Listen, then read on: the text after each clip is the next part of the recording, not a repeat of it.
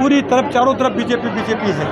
नगर निगम BJP का है, MLA सब बीजेपी के हैं, मतलब पूरी डबल ट्रिपल इंजन की सरकार है।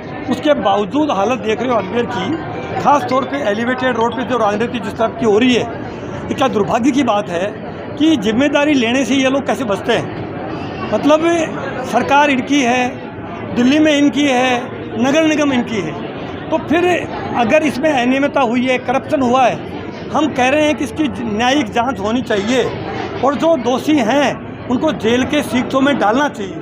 कौन रोक रहा है इनको? केवल ये टालम टोल करने के लिए इनकी आदत है ये कि दोष को दूसरे पे थोप देना। कांग्रेस पार्टी को कब तक कोसते रहोगे?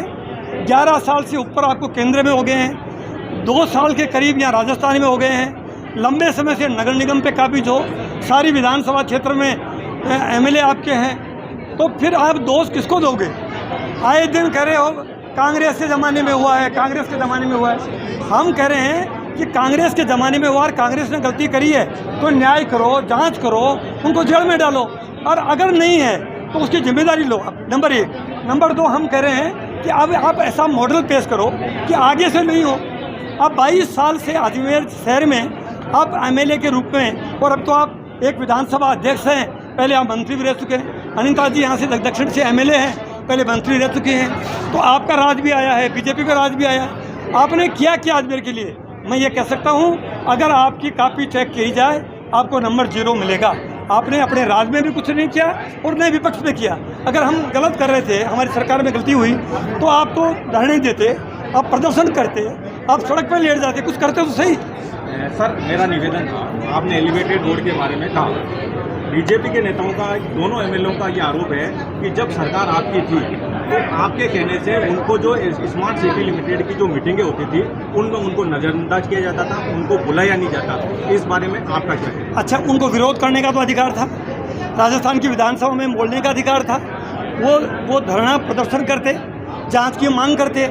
तो जब एलिवेटेड रोड बन रहा था तब उसका जो नक्शा बना, उसकी जो ड्राइंग है, उसमें विधायक के तौर पे दोनों विधायकों के दस्तखत हैं। अच्छा, उसके बाद में जब मोदी जी को श्रेय देने के लिए खुद देवनानी जी के ट्विटर हैंडल पे देखिए, उन्होंने उनको धन्यवाद दिया है। तो मेरा कहना है कि मीठा मीठा गप और खारा खारा थू, ऐसे नहीं चलेगा। आप मीठे भी खाइए और खारे भी खाइए। आप जिम्मेदारी भी लीजिए, जिम्मेदारी लेनी पड़ेगी।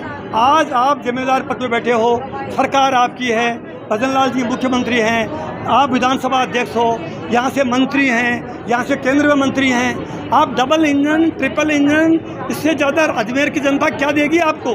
सारी नगर पालिकाएँ आपकी, सारी पंचायत समिति आपकी। आपको अब तो अजमेर की जनता को कुछ ना कुछ ज़मीन पे उतारना पड़ेगा। कोटा में हमारे धारीवाल जी ने, हमारे मुख्यमंत्री अशोक गहलोत जी ने कोटा को एक मॉडल बना के बताया। आप अजमेर को बना दो। अच्छा, अब तक नहीं हुआ है, अब बता दो कि भाई अब मैं करूँगा।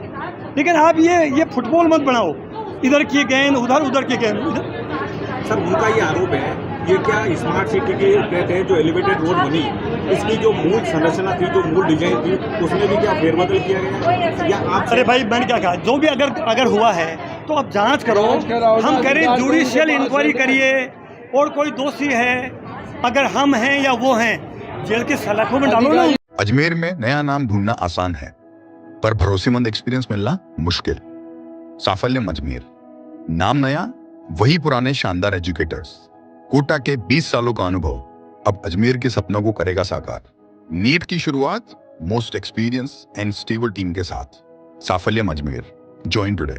If NEET, it's साफल्यम।